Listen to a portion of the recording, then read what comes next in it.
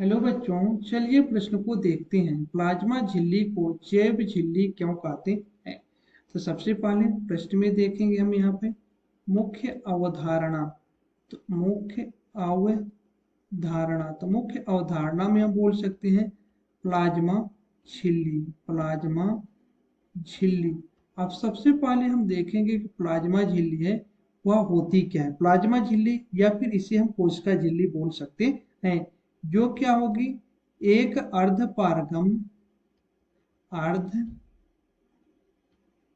पारगम्य झिल्ली होती है।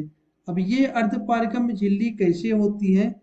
झिल्ली है, हम लिख सकते हैं जो प्रत्येक, जिसका कार्य क्या है, प्रत्येक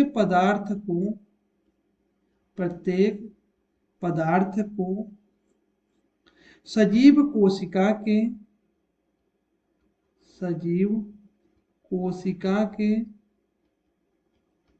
जो सजीव कोशिका है वो कोशिका के जीव द्रव को घेर कर रखती है। हम लिख सकते हैं जीव द्रव को यह क्या करती है, घेर कर रखती है। जीव द्रव को घेर कर रखती है, अब प्रश्न में बोला गया है प्लाज्मा झिल्ली को जैव झिल्ली क्यों कहते हैं, इसका कारण हम यहाँ पर बताना है। तो होता क्या है कि जो प्लाज्मा झिल्ली होती है उसमें जो प्लाज्मा झिल्ली, तो हम लिख सकते हैं कि प्लाज्मा झिल्ली में आवश्यक जो पदार्थ हैं जो पाए जाएंगे, तो हम लिखेंगे आवश्यक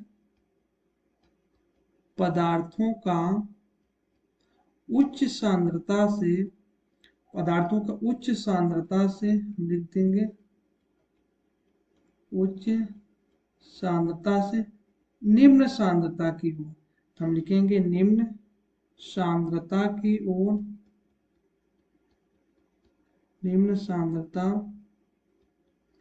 ओर आने जाने देती